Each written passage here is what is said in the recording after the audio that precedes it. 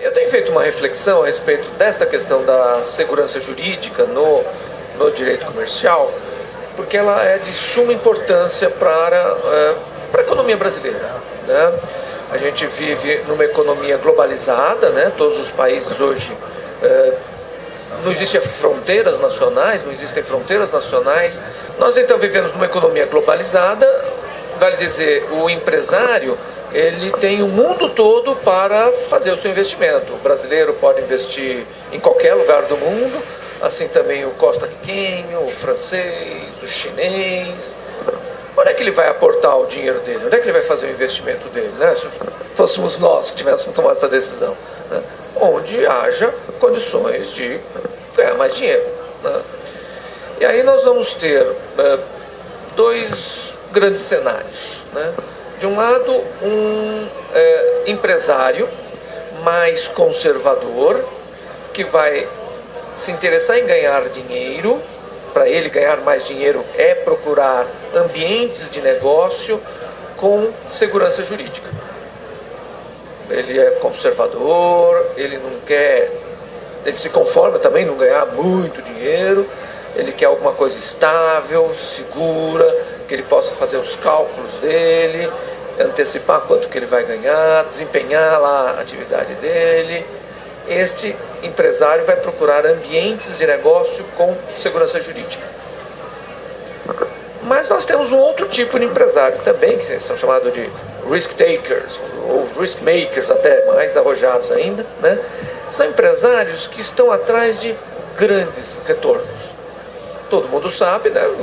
Quanto maior o risco, maior o retorno. Não existe pouco risco e grande retorno, né? Ou você assume muito risco para ter grandes retornos e pode não ter retorno nenhum, pode ter um grande prejuízo, ou você assume um risco menor, mais moderado, e se conforma com retornos também menores. Este empresário que quer grandes retornos, está querendo fazer muito dinheiro, então ele vai procurar exatamente o oposto: ambientes de negócio sem segurança jurídica, ambientes de negócio em que as coisas são imprevisíveis, enfim. Então, não é que um país com insegurança jurídica deixa de receber investimento. Um país com insegurança jurídica, ele vai atrair um determinado tipo de investidor, um investidor que quer muito retorno, tá? Aquele investidor que se conforma com um pequeno retorno e quer segurança jurídica, ele vai direcionar o seu investimento para outros lugares. O Brasil, né, ele é um país de baixa segurança jurídica, um país de insegurança jurídica, e por isso a gente acaba atraindo investimentos de investidores, vamos chamar assim, arrojados, investidores que estão atrás de grandes retornos. E como é que se consegue um grande retorno? Cobrando mais caro, repassando isso para o preço, né? Cobrando mais caro dos seus produtos, dos seus serviços que ele vende aqui no Brasil. Então, às tantas, a gente vai ver um telefone celular, é rigorosamente igual ao que a gente compra aqui no Brasil e o que a gente compra, por exemplo, nos Estados Unidos. É o mesmo aparelho, é o mesmo produto. Aqui é muito mais caro do que lá, mesmo descontando os impostos. Mesmo você tirando todos os impostos, dizem que a carga brasileira é alta, elevada, não é muito assim, não. Ela é compatível com o que se pratica nas grandes economias. Mas mesmo você tirando os impostos do telefone celular aqui no Brasil e os impostos do telefone celular lá nos Estados Unidos, o nosso produto fica mais caro, é vendido mais caro. Por quê? Porque nós somos consumidores num ambiente de negócios que acaba atraindo empresários que estão atrás de grandes retornos, que ele só vai obter cobrando mais caro pelos produtos e serviços, né? Ele precisa, mesmo que ele seja um empresário conservador, ele precisa cobrar mais caro pelo que ele oferece no mercado, que está associado a um ambiente de insegurança jurídica, né? Ele precisa adotar uma lógica, vamos dizer assim, arrojada. Mesmo o conservador que está aqui no Brasil, ele precisa adotar uma lógica arrojada, porque ele precisa estar preparado para as surpresas que vão aparecer por aí. Pelo jeito, a gente toma no gargalo.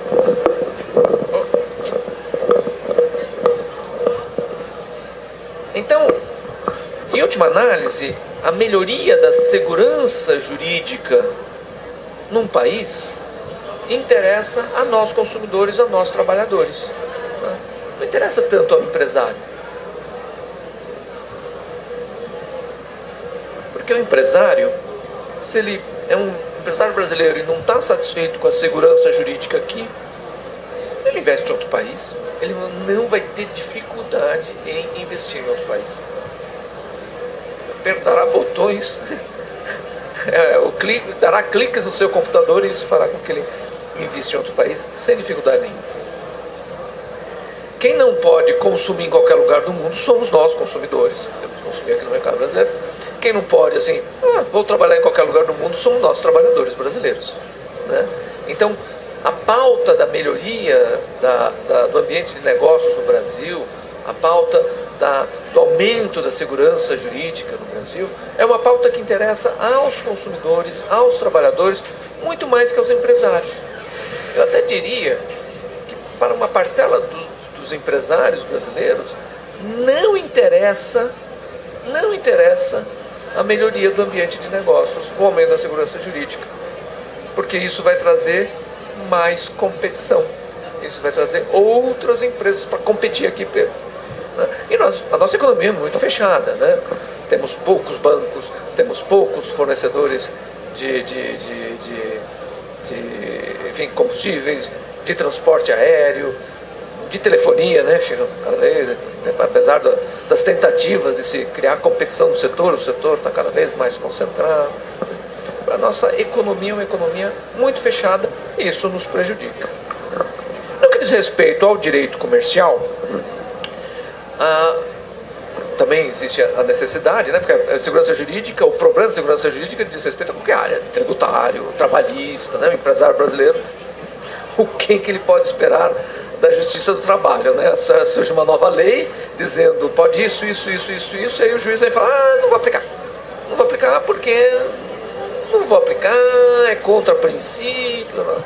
Então, aí o que está acontecendo hoje nas empresas, nenhuma empresa está tendo a coragem de testar até que ponto a reforma trabalhista é para valer ou não. Porque o que ela ouve falar dos magistrados do trabalho é que eles não vão dar aplicação para essa coisa. Então, a questão da insegurança jurídica permeia várias áreas do direito, o direito comercial inclusive. Né?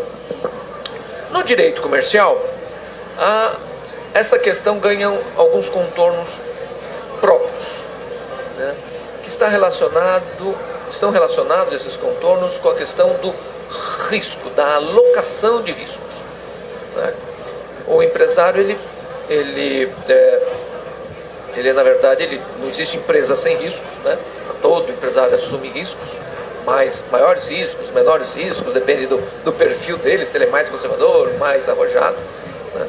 O empresário, ele assume riscos e, na verdade, o que o empresário faz é gerenciar riscos, administrar riscos, ou, usando a expressão técnica, alocar riscos. Ele assume certos riscos e ele deixa de assumir outros tantos riscos por meio de contratos empresariais. Então, através dos contratos, das garantias que um empresário dá para o outro, através das regras, das cláusulas que eles contratam, todo empresário está, quando contrata com outro empresário, está dizendo, olha, você fica com tais riscos e eu fico com esses outros. Né? Então, eles alocam riscos através do contrato. Segurança jurídica para o direito comercial, é o respeito a esta alocação de riscos que foi feita pelo contrato, o respeito pelo Poder Judiciário dessa alocação de riscos. O Poder Judiciário, ele não pode interferir no contrato entre os empresários a ponto de dizer, olha, você assumiu esse risco, aconteceu o problema, eu vou te poupar das consequências desse risco e vou carregar as consequências desse risco para o outro contratante que não assumiu esse risco. Isto é que gera insegurança jurídica. Então, eu vou dar um exemplo só e depois eu vou querer ouvir um pouco vocês para a gente caminhar aqui essa nossa conversa.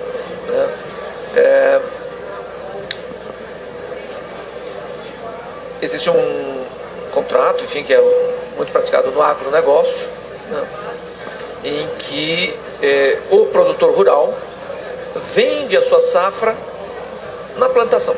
Então ele vai ainda plantar e ele já vende tudo que ele ainda vai colher. E alguém compra, são trades internacionais, compra já no momento da plantação. Então digamos que laranja, né, eu não conheço muito os ciclos biológicos, mas vamos dizer que sejam 6 meses para você plantar laranja, você colher a laranja e entregar a laranja. Então hoje, também não sei se hoje esse mês é mês de plantar laranja, mas digamos que seja hoje, planta-se laranja, eu vou colher X toneladas de laranja e eu já vendo para uma trading todas as laranjas que eu vou produzir, fixando desde logo o quanto eu vou receber em reais por aquela laranja. O pagamento vai ser feito contra a entrega da laranja, mas já está definido que eu vou receber, sei lá, 100 reais por tonelada da laranja. Sei lá se esses números fazem sentido, mas enfim, vou receber lá um certo valor já pré-definido pelas laranjas que eu vou entregar quando elas forem colhidas. O que esse contrato alocou de riscos? O produtor rural, através desse contrato, ele deixa de correr o risco da variação do preço da laranja no mercado global. Por quê? Porque já está definido quanto ele vai receber em reais pelas laranjas. Digamos que daqui a 6 meses a laranja vai estar custando 80, mas ele já vendeu por 100, ele recebe 100. Está contratado, recebe 100. Por que ele está valendo os 80 daqui a 6 meses? Porque teve uma super safra de laranjas lá na Flórida e isso fez os preços da laranja baixar no mundo todo. Então, se ele deixasse para vender a laranja depois que ele colhesse, podia ser que com os 80 ele ficasse no prejuízo. Ele precisa dos 100 para não ficar no prejuízo e para botar algum lucro no outro. Então, ele fazendo esse contrato com a trading, ele se preserva do risco da variação do preço da laranja no mercado global. Claro, se ocorre exatamente o oposto, né? A safra da Flórida quebra e o preço da laranja vai a 150, esse produtor rural brasileiro vai receber 100. Quem vai ganhar com isso vai ser a trading. Mas ele transferiu o risco para a trading. A trading que está com o risco associado ao preço da laranja no mercado global. O produtor rural tem os seus riscos. O produtor rural tem aqueles riscos biológicos. Enfim, essa semente que ele comprou é melhor? O jeito que ele plantou é o melhor jeito de plantar? É o que mais otimiza a produção?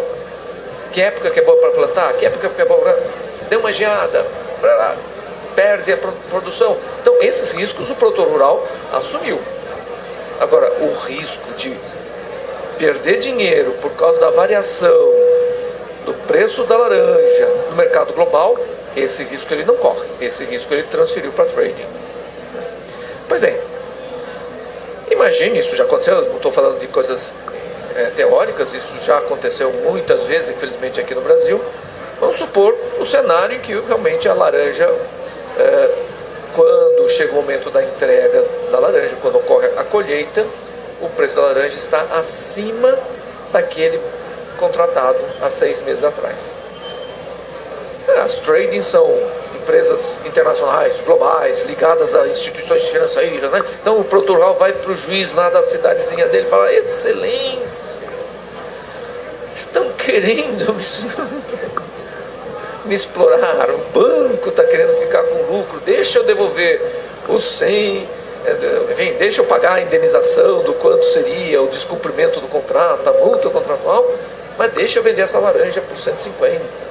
E muitas vezes os juízes aí então vão e interferem na alocação de risco, e isso dá insegurança jurídica. Ou seja, aquele risco que o produtor rural não tinha assumido, né? E aqui nós estamos falando do risco associado ao benefício, né? Ele quer ter o benefício sem assumir o risco, e o outro que assumiu o risco vai perder o benefício. Essa desalocação de risco é que gera insegurança jurídica no direito comercial. Né? Vender um livro. Não, pela comemoração, vender uma biblioteca. Então, enfim, acho que já podemos aqui eventualmente ouvir um pouco mais vocês, né, que eventualmente, que aspecto abordado aqui no livro, a respeito do qual a gente poderia conversar, qual era a expectativa de vocês, o que vocês têm, assim, sei lá, eventualmente até no dia a dia profissional de vocês, como alguma questão de estar ali tirando o sono, né, a respeito da qual a gente poderia conversar, enfim, tentar dar alguma contribuição. Alguém quer?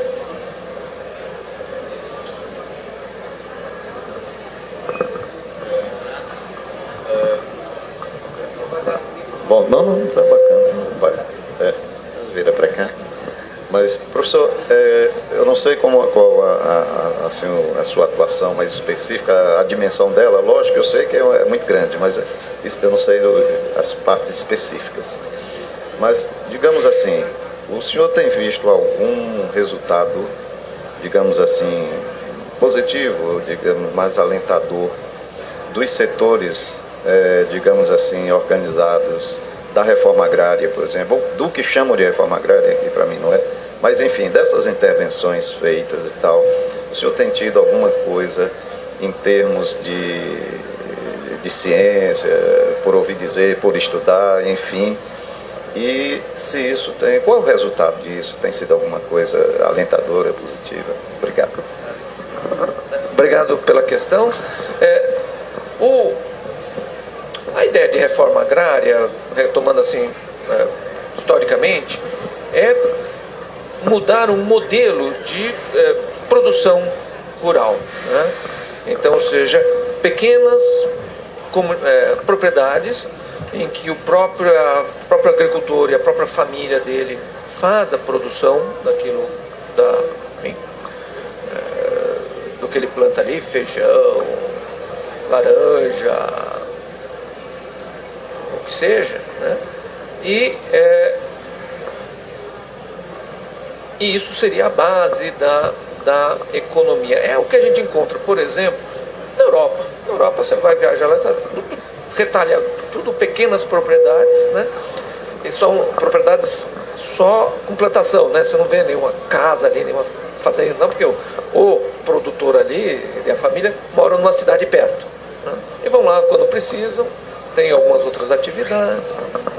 Então, a reforma agrária é a ideia de que este perfil da produção agrícola atenderia mais aos interesses do país, atenderia a uma maior gama de pessoas que poderiam encontrar lá a sua terra e ter a sua atividade e poder fazer com ela, então, o seu sustento, tirar dela o seu sustento. No Brasil, historicamente, o modelo de produção foi exatamente o oposto, grandes latifúndios, né?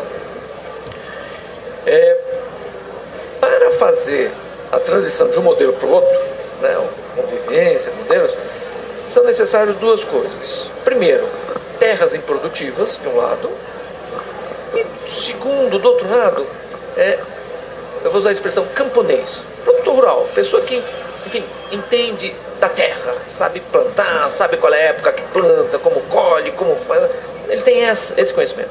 Precisa ter, do outro lado, camponês, produtor rural, sem oportunidade de produzir. Existem estudos, eu vou citar aqui um grande especialista da área, que é Chico Graziano, né? Existem estudos que nós não temos mais nenhuma nem outra condição. Não temos mais terras improdutivas e não temos mais, principalmente, o camponês, produtor rural sem atividade, sem a terra. Os movimentos sociais de MST, né? O perfil que, enfim, se estuda dessas pessoas, o perfil deles são mais desempregados do meio urbano, que acabam vendo ali uma alternativa de, opa, pode ser que aqui eu tenha alguma saída para a minha vida, mas ele não é camponês, ele não entende nada das manhas da terra. Então, por isso, também é que os programas de reforma agrária da terra para essa pessoa acaba não se revelando satisfatório, né? Porque ele é, enfim, urbano, é uma pessoa urbana que está desempregada e acaba indo para esses movimentos. Logo, ele revende a terra, não pode revender, ele vai fazer uma trambicagemzinha qualquer lá para vender por fora, etc. Então, nós não temos esse lado. E não temos mais grandes extensões de terra improdutiva, até porque, por força mesmo da ação do Estado brasileiro na direção da reforma agrária. Então, ou seja, o proprietário da grande fazenda, né, da plantation, né, ele se vê obrigado a fazer aquele negócio produzir, senão ele perdia a terra. Né? Resultado, a conclusão que a gente pode chegar é que a reforma agrária já foi feita. Não tem mais o que fazer na reforma agrária. Pode ser que alguma coisa ou outra ainda em algum canto do país, mas no país como um todo, não há mais o que fazer em termos de reforma agrária. Ela já foi feita. Já se fez o que seria possível fazer. Opa, professor, parabéns aí pelas palavras. O senhor realmente é uma referência para mim, eu acho que para todos nós aqui. Meu nome é Leonardo, né? Sou sócio aqui do Dr. Salles, lá no Rio Grande do Norte, tá certo? E hoje em dia, uma tendência da teoria das multiportas, né? E o direito, essa perspectiva da mediação empresarial, arbitragem empresarial. Eu gostaria de aprender um pouco mais aqui com o senhor. Se o senhor puder nos falar alguma coisa sobre esses dois pontos, seria muito importante para a gente. Obrigado. Eu vou começar confessando minha ignorância. O que é essa teoria multiportas? Eu preciso aprender. Essa teoria está dentro desse contexto do business enhancement, né? Desse aprimoramento dos negócios também e da justiça, né? Desse enhancement da justiça também. Atualmente eu sou professor na Universidade Federal lá do Rio Grande do Norte. Nós temos um projeto que trabalha tecnologia e o direito e aprimoramento da justiça e o direito. Algumas das tendências atuais envolvem a questão de romper a justiça tradicional, né, que é essa justiça voltada para a judicialização comum, essa judicialização via judiciário, mais burocrática, mas essa tendência mais das resoluções de conflito extrajudiciais, né? Eu acho que são dois movimentos, pelo que eu entendi da teoria multiporta, até vou estudar mais, né? Mas pelo que eu entendi, são dois movimentos que apontam para o futuro. Acho que não são processos irreversíveis, né? De um lado, a questão da tecnologia substituindo as pessoas, né? Então o robô substitui lá o operário na construção do automóvel. Até aí nós advogados olhávamos para né? Agora não, o robô está substituindo os advogados, né? Existem programas de computador já que elaboram defesas, né? E elaboram petições iniciais com os melhores argumentos de acordo com o tipo de justiça desse estado, daquele estado, né? E isto é o futuro, né?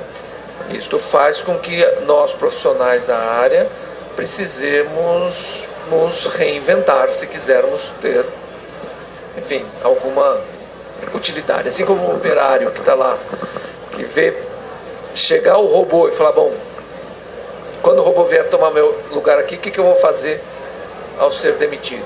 Ele tem que se reciclar, tem que fazer outro curso, tem que se reinventar, né, para usar uma expressão genérica. E nós, advogados, eu acho que a gente está no limiar de um momento que a gente vai precisar se reinventar para ter um espaço aí quando os robôs vierem nos substituir. E eu acho que o caminho para essa nossa reinvenção é o mesmo caminho lá para o operário. Estudar, vai fazer mais cursos. Não. Por quê? Porque nós continuaremos, por enquanto, não sei até onde vai a inteligência artificial, mas acho que aí nenhum de nós estará vivo aqui, né? Mas nós continuaremos sendo demandados para as questões mais complexas. as questões mais simples, os computadores vão nos substituir, né? Para as questões mais complexas, não. E para dar conta de questões mais complexas, temos que estudar mais. Não podemos nunca deixar de estudar. Eu nunca deixo de estudar. Agora mesmo vou, assim, amanhã mesmo já vou me informar mais sobre a teoria aí multiportas e aprofundar e trazer isso para o meu repertório. É o que vai fazer com que a gente, nessa invasão da tecnologia, nesse desenvolvimento da tecnologia, né, encontremos alguma função para o nosso conhecimento, para o nosso saber. Né. Em relação às formas alternativas de resolução de conflitos, né, arbitragem, mediação, né, eu também acredito que isso tende cada vez mais a se expandir. Aquele modelo do poder judiciário me parece que já está esgotado, né? A justiça privada, vamos dizer assim, os próprios litigantes escolherem o tribunal que vai julgá-los, né? A corte que vai, o painel que vai julgar e contratar como é que vai ser feito esse julgamento, enfim, o modelo da arbitragem, ou mesmo antes da arbitragem, tentar encontrar uma composição por meio de um mediador, né? Me parece o que aponta para o futuro aí da solução dos conflitos em sociedade, né? O poder judiciário, acho que ele é custoso, ele é corporativo, né? E ele não é eficiente, né? Então, cada vez menos as pessoas vão se interessar em ter essa via, de se lançar mão dessa via para resolver os seus conflitos. Olá, professor Fábio, me chamo Diógenes, sou de Rondônia. Dentro desse assunto da questão da segurança jurídica, o Código de Reale avançou, no meu ver, numa relação, principalmente na parte contratual, quando trouxe a autonomia privada em detrimento da autonomia da vontade, e com a função social dos contratos, né, e também a função social da propriedade, mas isso gera traz uma carga axiológica subjetiva que naturalmente acaba refletindo nos contratos empresariais. Por outro lado, embora eu veja isso como princípio até um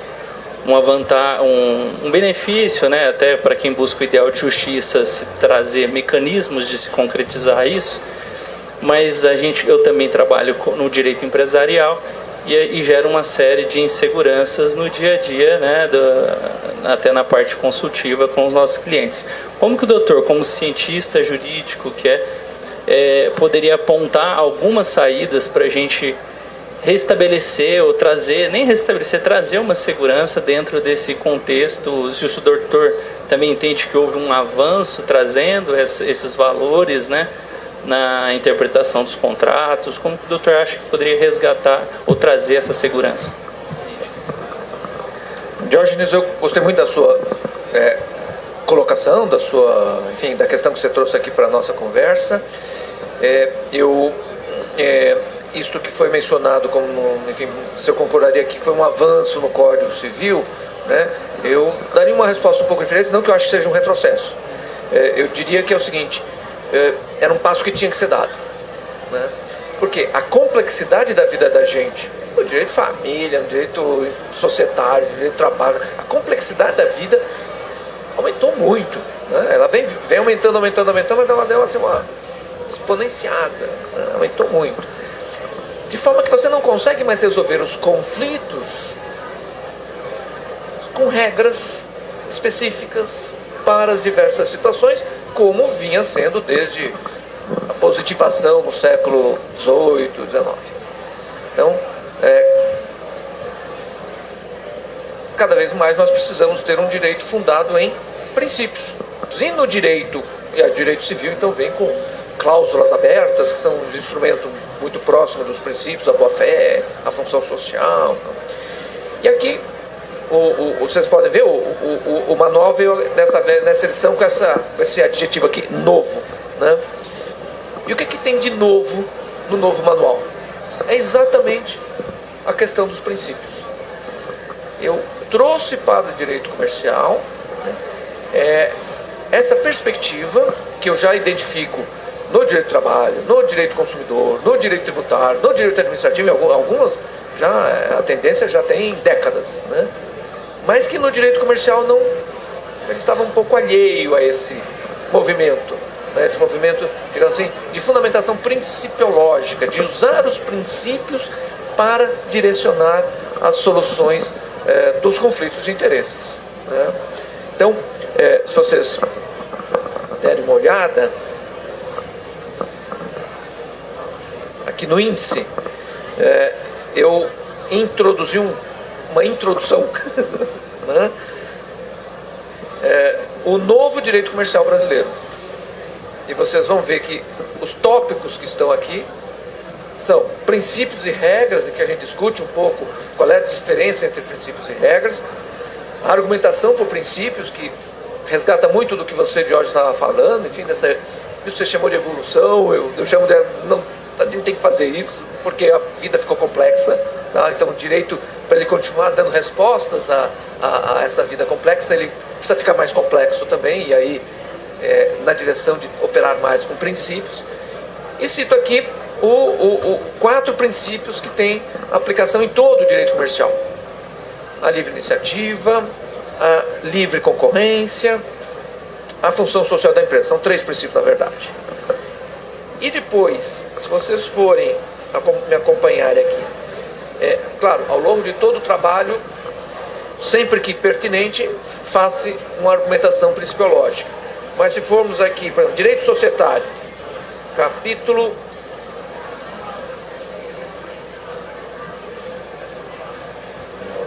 9,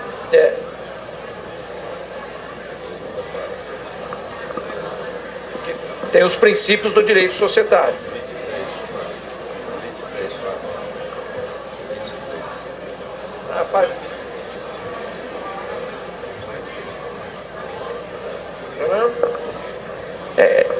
Bom, cada uma dos desdobramentos aqui, ó, direito falimentar, capítulo 24, princípios aplicáveis à crise da empresa.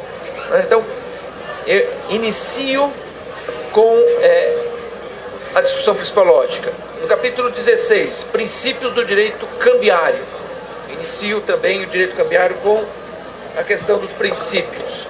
Nos contratos, princípios do direito contratual empresarial, no capítulo 32. Vamos ver onde está o do direito societário. Só falta eu ter esquecido o direito societário. Não, isso aqui não. Personalização, classificação. Vamos achar. Na página 23. Segunda parte, 23. Ah, tá. No sumário, tá certo.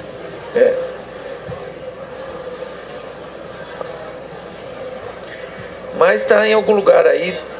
Depois a gente encontra os princípios do direito societário. Mas a ideia é essa: trazer o direito comercial para esse contexto que nós já encontramos em outros ramos do direito, que se baseia na argumentação principiológica.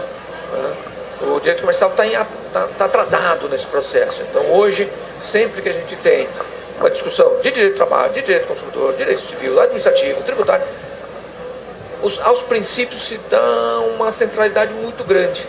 E no direito comercial ele continua ali com a regrinha e tal, e não está dando conta da complexidade das questões que são levadas ao judiciário ou mesmo à arbitragem. Obrigado. Mais alguém?